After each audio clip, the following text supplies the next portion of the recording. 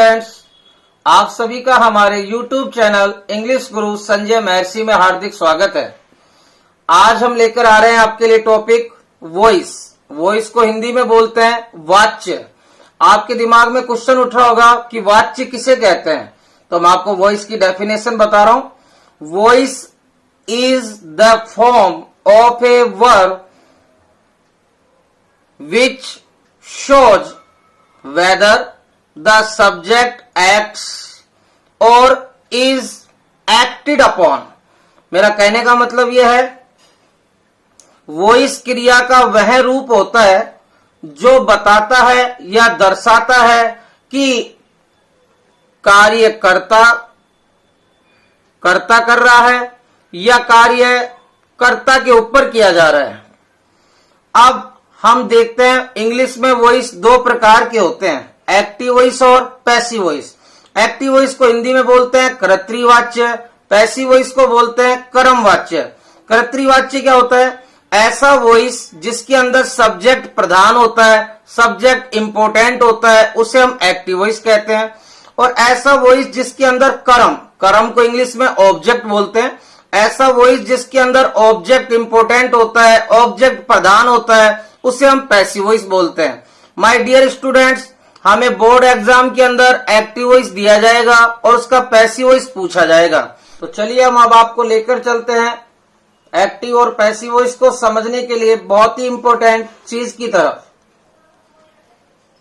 Passive voice समझने के लिए हमें किसी भी सेंटेंस के अंदर इन चीजों को ढूंढना पड़ेगा: subject, helping verb, main verb, object, etc etcetera और टी फॉर टाइमली वर्ड्स, समय सूचक शब्द। तो मेरे प्यारे बच्चों, सबसे पहले हम बात करते हैं असर्टिव सेंटेंस। असर्टिव सेंटेंस को क्या बोलते हैं? असर्टिव सेंटेंस कैसा होता है? असर्टिव सेंटेंस को हिंदी में बोलते हैं कथनात्मक वाक्य। ऐसा सेंटेंस जो कोई स्टेटमेंट का मतलब कथन, ऐसा सेंटेंस जो कोई स्टेटमेंट शो करता है, दर्शाता है, उसे हम असर्टिव सेंटेंस कहते हैं। अब स्टेटमेंट अफर्मेटिव हो सकता है या नेगेटिव, यानी कहने का मतलब आपका कोई भी स्टेटमेंट अगर सकारात्मक है तो उसे हम अफर्मेटिव सेंटेंस कहेंगे, और अगर वो स्टेटमेंट नेगेटिव है तो हम उस वाक्य को कहेंगे नेगेटिव सेंटेंस। और असर्टिव वाक्य की संरचना कैसी होती है? सब्जेक्ट के बाद में वर्ब का प्रयोग किया जाता है। तो मैं आपको यहाँ पर एग्जाम्पल के द्वारा आपको मैं इन चीजों के बारे में बताऊंगा: subject, helping verb, main verb, object, etcetera, etc और टाइमली वर्ड्स। सबसे पहले हम बात करेंगे SHMOET इस फॉर्मूले के बारे में। तो सबसे पहले हम पहला सेंटेंस देख रहे हैं, सी इज टेकिंग टी। वह चाय पी रही है या चाय ले रही है। तो जरा चेक कीजिए, यहां पर सब्जेक्ट सी है और वर्ब उसके बाद में इज टेकिंग है। तो यहां देखिए सब्जेक्ट के बाद वर्ब का प्रयोग हुआ है, तो ये सेंटेंस हुआ असर्टिव। यहां मैं आपको जितने भी सेंटेंस दिखाऊंगा, ये सब के सब असर्टिव सेंटेंस हैं। एक बार आप जरा गौर कीजिए सभी सेंटेंस के ऊपर। यहां जितने भी सेंटेंस आपको दिखने को मिल रहे हैं, ये सब के सब असर्टिव सेंटेंस हैं, क्योंकि इनकी शुरुआत सब्जेक्ट से हो रही है और इनके जस्ट बाद में कोई ना कोई वर्ब का प्रयोग हुआ है। अगर किसी भी सेंटेंस में सब्जेक्ट के बाद, जस्ट सब्जेक्ट के बाद वर्ब का प्रयोग हो जाता है तो उसे हम असर्टिव सेंटेंस कहते हैं। अगर उसके अंदर कोई सकारात्मक कथन दिया जा रहा है तो वो अफर्मेटिव सेंटेंस है। अगर उसके अंदर कोई स्टेटमेंट नेगेटिव है तो वो सीधी सी बात है, वो नेगेटिव सेंटेंस है। तो सबसे पहले हम पहले सेंटेंस की तरफ चलते हैं। पहला सेंटेंस क्या था हमारा? सी इज टेकिंग टी। जरा चेक कीजिए, यहां पर सी क्या है? सी यहां पर सब्जेक्ट है, इज यहां पर हेल्पिंग वर्ब है और टेकिंग यहां पर मेन वर्ब है, और टी क्या है यहां पर? ऑब्जेक्ट। तो जरा देखिए, subject, helping verb, main verb, object हमने सभी छांट लिए इसके अंदर। ऑब्जेक्ट हमेशा मेन वर्ब के बाद मिलेगा। अब अगले सेंटेंस में देखते हैं, we play cricket in the evening. तो चेक करते हैं, वी सब्जेक्ट है, प्ले वर्ब है, तो असर्टिव सेंटेंस हुआ।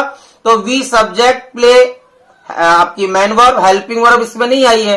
और क्रिकेट क्या हो गया, ऑब्जेक्ट मैन वर्ब के बाद है। और इन द इवनिंग, इससे समय का पता चल रहा है, तो ये हो गया टाइमली वर्ड्स। अगले में देखते हैं, I can do it, I subject हुआ, कैन मॉडल वर्ब है, और मॉडल वर्ब भी हेल्पिंग वर्ब भी होती है।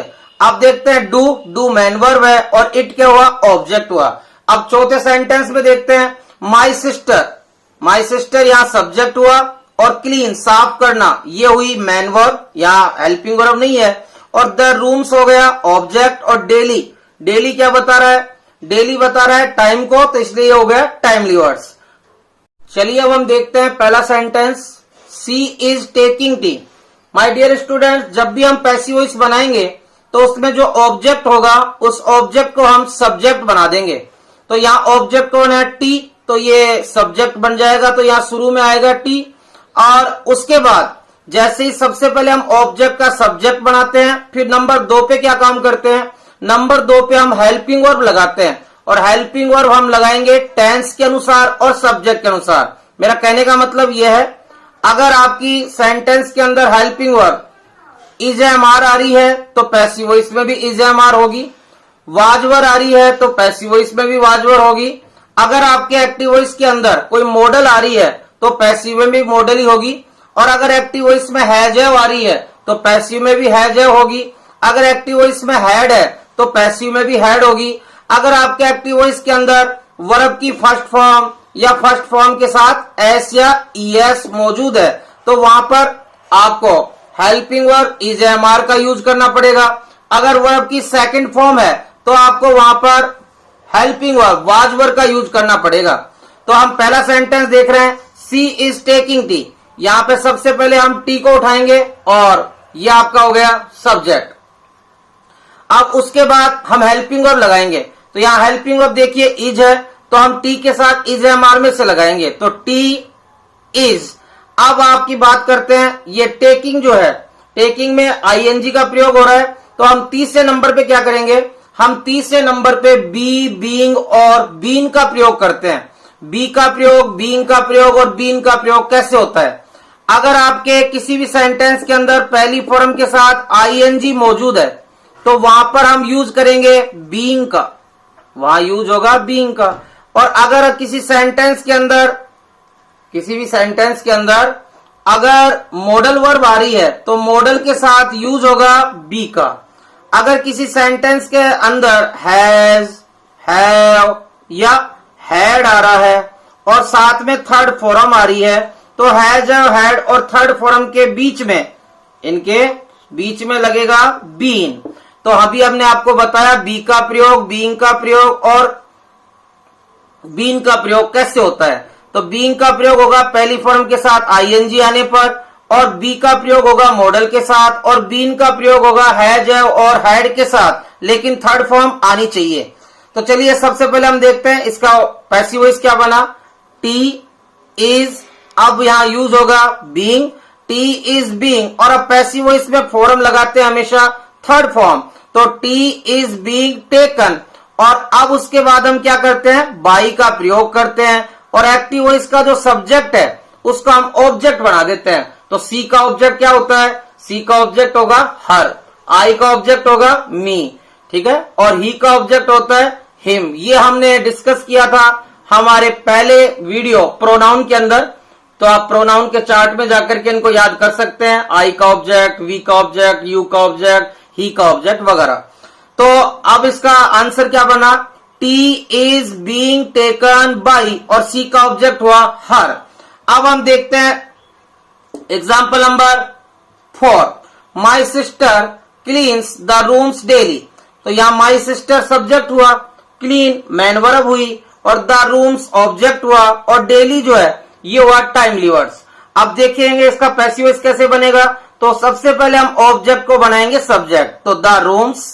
अब द रूम्स यहां सब्जेक्ट बन गया, और क्लीन के साथ क्या लग रहा है, एस, यानी पहली फॉर्म में एस लग रहा है। तो हमारी हेल्पिंग वर्ब मैंने आपको बताई थी, जब वर्ब की फर्स्ट फॉर्म या फर्स्ट फॉर्म के साथ एस या यस होता है तो वह हेल्पिंग वर्ब होती है इज एम आर। तो द रूम्स आर, क्लीन की थर्ड क्लीन्ड, और बाई माई सिस्टर, और समय सूचक शब्द हमेशा लास्ट में रखा जाता है, और अगर समय सूचक को छोड़कर अगर कोई ईटीसी हमारे सेंटेंस में आ रहा है तो उसे आप बाई से पहले उतार सकते हैं, यानी थर्ड फॉर्म के बाद उतार सकते हैं। तो अगला सेंटेंस हम देखते हैं, छठा, they are opening a new showroom next week. तो जरा चेक कीजिए, यहां सब्जेक्ट है दे, हेल्पिंग वर्ब है are, opening main verb, a new showroom object, next week जो है टाइमली वर्ड्स। तो इसका पैसिव वॉइस बनाएंगे, a new showroom, helping verb लगेगी जेएमआर में से, a new showroom is, ING का प्रयोग हुआ है तो क्या लगेगा, being, a new showroom is being open की थर्ड ओपन्ड। और ये जो दे सब्जेक्ट है माय डियर स्टूडेंट्स, ये अनइम्पोर्टेंट सब्जेक्ट होता है, इसे पैसिव वॉइस बनाते समय हटा दिया जाता है, बाई का प्रयोग नहीं किया जाता। तो a new showroom is being opened next week, और ये दे हट गया और बाई का यूज नहीं होगा। अब देखते हैं हम example number 2, we play cricket in the evening. तो जरा चेक करते हैं, यहां पर हमारे पास सब्जेक्ट कौन है, सब्जेक्ट है वी, प्ले है मैन वर्ब और क्रिकेट है ऑब्जेक्ट और इन द इवनिंग है टाइमली वर्ड्स। तो अब इसका पैसिव वॉइस कैसे बनाएंगे, सबसे पहले हम ऑब्जेक्ट को देखते हैं। ऑब्जेक्ट है यहां पर क्रिकेट, तो क्रिकेट और प्ले है वर्ब की फर्स्ट फॉर्म, तो फर्स्ट फॉर्म है तो हम हेल्पिंग वर्ब लगाएंगे इज एमआर, तो क्रिकेट इज और प्ले की थर्ड प्लेड। और ये जो आपको सब्जेक्ट दिख रहा है वी, ये अनइम्पोर्टेंट है, इसका हम पैसिव वॉइस बनाते समय हटा देते हैं, तो बाई का यूज भी नहीं करते हैं। तो cricket is played in the evening. अब हम देखते हैं example number 5, we sold our old house last year.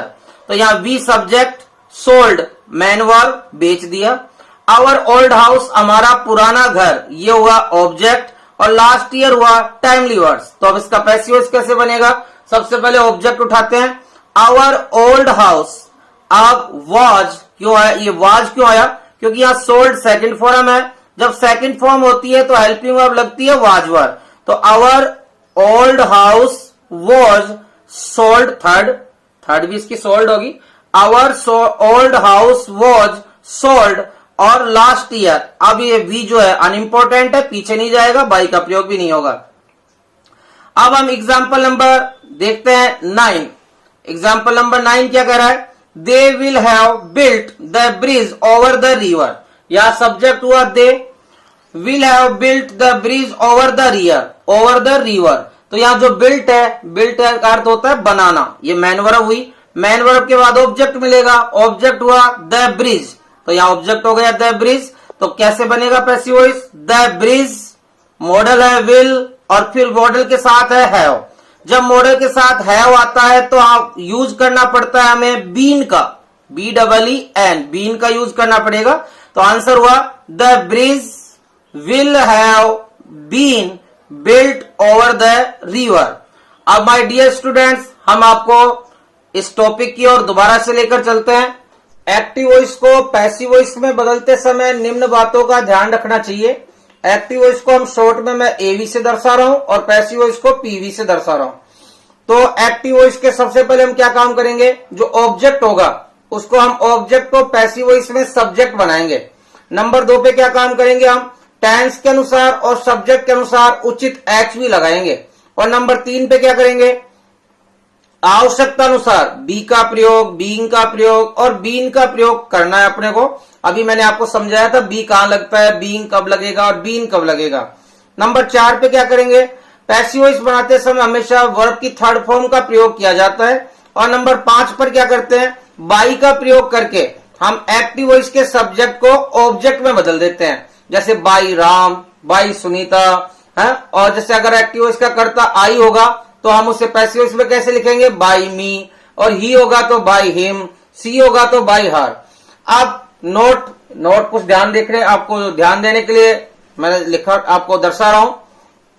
अगर आपके एक्टिव वॉइस के अंदर कोई ईटीसी दिया हुआ है, अभी मैंने आपको समझाया था एग्जाम्पल से, कोई ईटीसी दिया हुआ है तो हम पैसिव वॉइस बनाते समय उसे वर्ब की थर्ड फॉर्म के बाद उतारेंगे।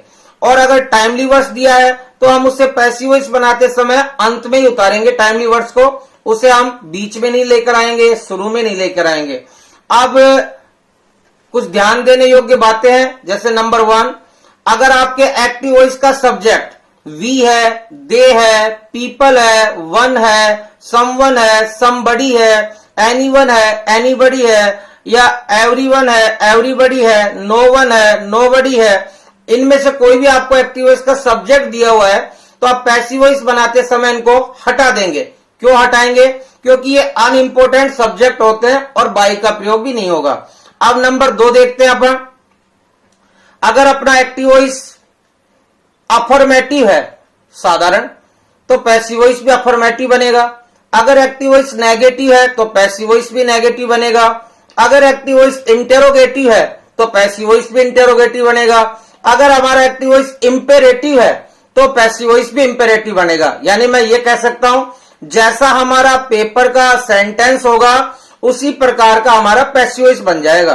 अब नंबर 3 देखते हैं। यदि एक्टिव वॉइस के अंदर वेल, वेरी वेल या कोई शब्द में एल वाई, जैसे ब्यूटीफुली, क्लेवरली, केयरफुली, कोई भी शब्द में एल वाई लग रहा होगा तो हम क्या काम करेंगे?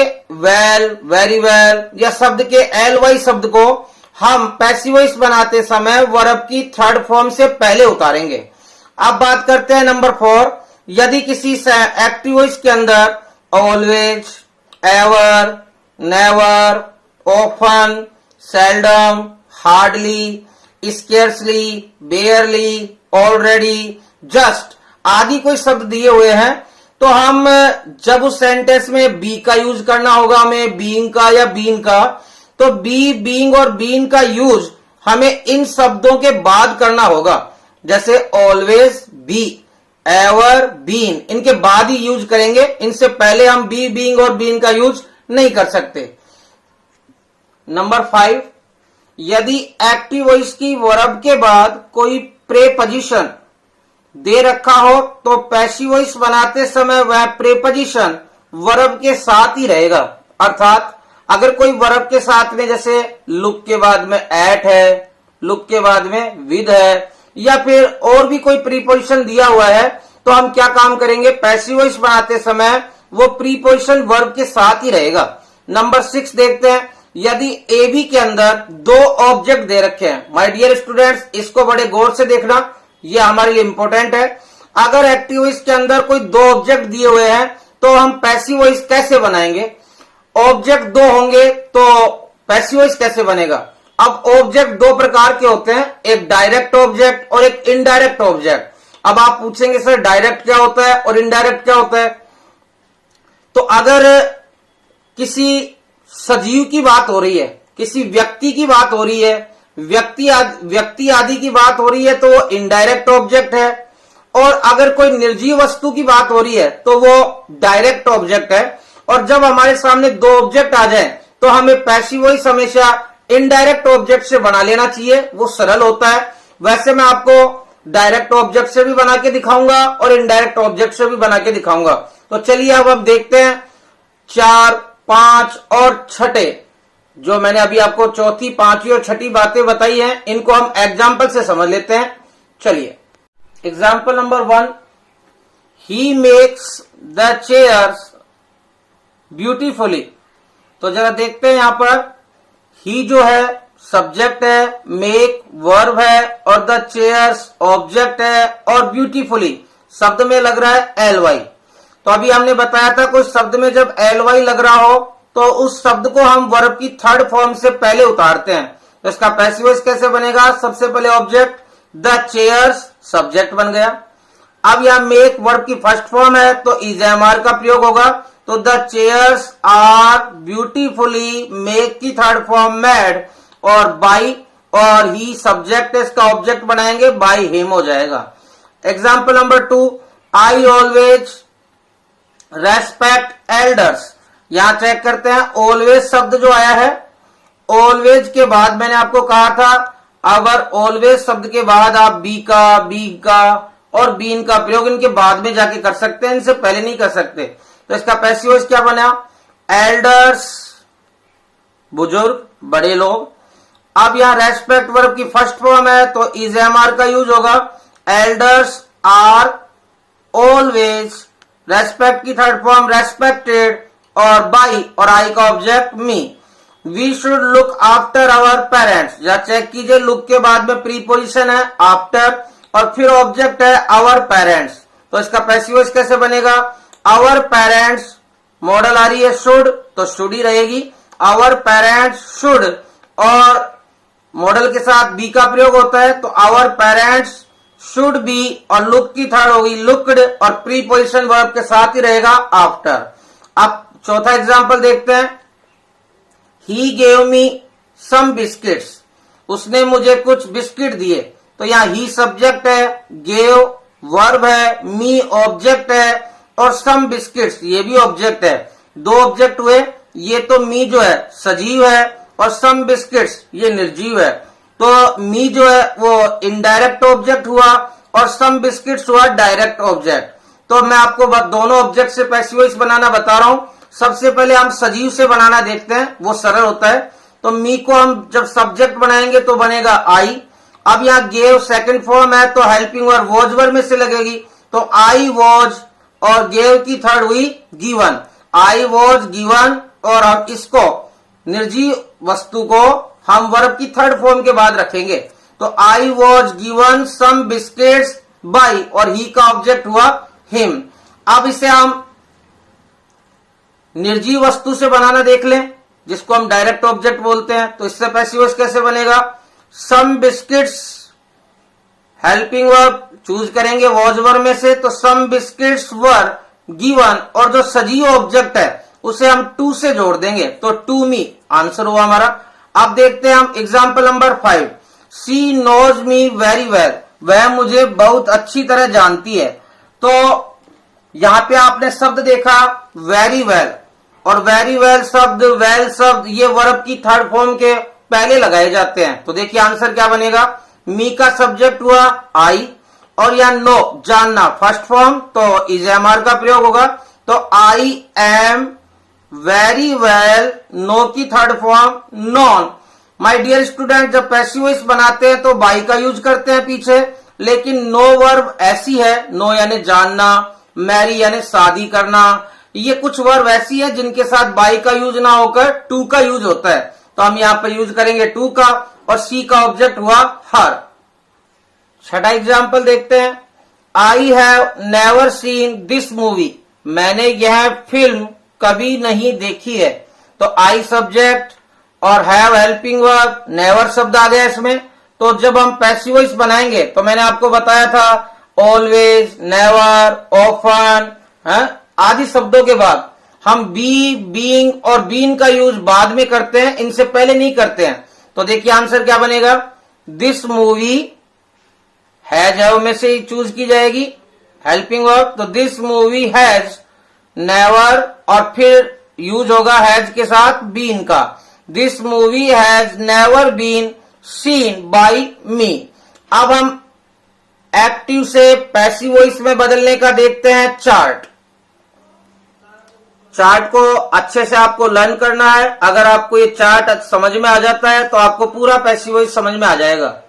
अगर एक्टिव वॉइस के अंदर वर्ब की फर्स्ट फॉर्म या फर्स्ट फॉर्म के साथ एस या एस मौजूद है तो पैसिव वॉइस बनाते समय वहां हेल्पिंग वर्ब आपको लेनी पड़ेगी इज एम आर, और फॉर्म लेनी पड़ेगी वर्ब की थर्ड। अब देखते हैं नंबर 2, अगर किसी सेंटेंस में हेल्पिंग वर्ब डू या डज आ रही है तो पैसिव वॉइस बनाते समय आपको डू डज हटाना पड़ेगा और हेल्पिंग वर्ब लेनी पड़ेगी इज एम आर और फॉर्म अंदर थर्ड। नंबर 3 देखते हैं आप, is am are helping verb आ रही है और पहली फॉर्म के साथ आईएनजी आ रही है, तो हमें वहां पर पैसिव वॉइस बनाते समय इज एम आर का इज एम आर ही लेना होगा।